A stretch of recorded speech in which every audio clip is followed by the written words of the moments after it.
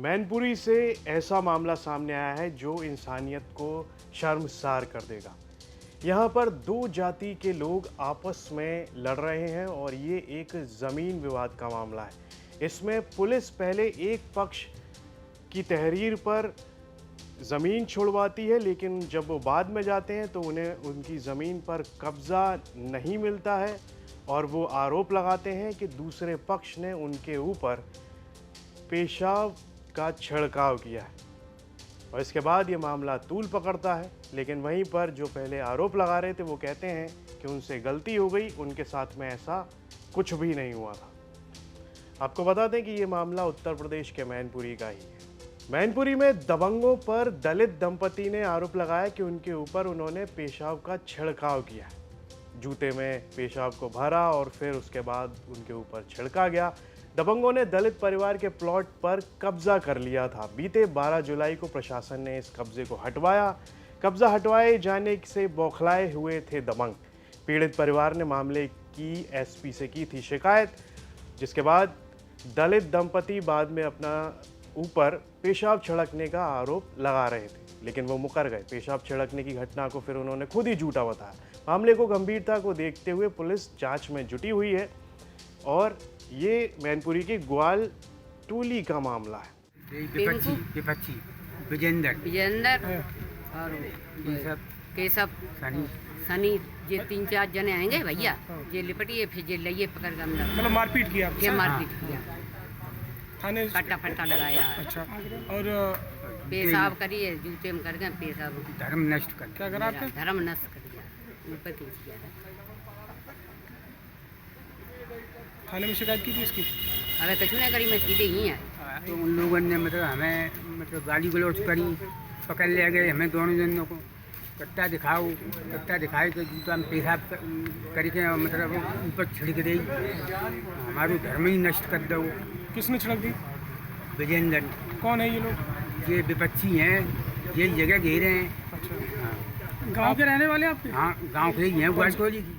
ग्वालटोली की रहने वाली शीला जाटव का एक प्लॉट गांव में था जिस पर दबंग लोगों ने कब्जा कर रखा था, जिसकी शिकायत शीला ने डीएम मैनपुरी से की थी, जिसकी प्रशासन की मौजूदगी में कब्जा हुए प्लॉट पर बुलडोजर से प्लॉट को कब्जा मुक्त कराया गया। लेकिन इसके बाद भी दबंग महिला को प्लॉट पर कब्जा नहीं दे रहे थे, जिस पर महिला ने पुलिस अधीक्षक महोदय से प्रार्थना पत्र लिखकर आरोप लगाया कि उसके ऊपर पेशाब डाला गया है। लेकिन महिला 24 घंटे के अंदर ही अपने इस लगाए हुए आरोप से मुकर जाती है और जब उससे पूछा गया कि कल आपने ये आरोप लगाया था तो उसने कहा कि मैं पढ़ी लिखी नहीं हूँ, इसलिए मुझे नहीं मालूम था कि ये बात कैसे आ गई। लेकिन पेशाब वाला जो उसने आरोप लगाया वो झूठा है, लेकिन उन लोगों ने गाली गलौज ज़रूर की थी। पूरे मामले में को पुलिस ने गंभीरता से लेते हुए इसकी जांच सीओ सिटी को सौंप दी है। पुलिस का कहना है कि मामला ज़मीनी विवाद का है, जिसको कि पेशाब छिड़कने के मामले से जोड़कर तूल देने की साजिश की गई है। पूरे मामले की गंभीरता से जांच हो रही है। इसमें जो भी दोषी होंगे उनके खिलाफ कार्रवाई की जाएगी, इसका आश्वासन पुलिस की ओर से दिया जा रहा है। लेकिन पुलिस और प्रशासन ने जाके वो कब्जा मुक्त कराई? हाँ, कराई रही है, लेकिन वे छोड़े नहीं रही अभी। फिर उसके बाद आपने एक प्रार्थना पत्र दिया, तो मुझे पता नहीं का लिखा का नहीं, मुझे पढ़ी लिखी तो नहीं उसमें आप तमाम आरोप लगाए कि पेशाब डाल नहीं, मुझे झूठी बात है। पेशाब हिसाब नहीं, तो उसमें आप ही तो कल बोल रहे थे कि हमारे नहीं, आप ही ने तो अरे बोला वहाँ था। में लिखो तो सो बताए दो, हम तो ऐसे ही हैं, जो तुम कह दिए सो हम कह दिए, हमें तो पता ना है। कहा था नहीं, जो करवाए रहे थे, जो बनवाए थे, कौन क्या तो पेशाब हिसाब तो मुझे पता नहीं। किसी ने राय दी थी आपको कि ये ऐसा लिखवा दो नहीं, तो राय जल्दी नहीं, आपकी जमीन मुक्त हो ना, जाएगी? हमें राय किसी ने नहीं दी। फिर ये कैसे पेशाब वाली बात पता कहाँ से नहीं आई? कैसे लिखी, हमें क्या पता। काम लिखवाई है, हम पढ़े नहीं, हमें कुछ। आप बोल भी तो रहे हैं कल कैमरे के नहीं, सामने आपने भी- कैमरे के सामने भी बोला ये चीज के पेशाब वाली नहीं बात नहीं, निकलाई।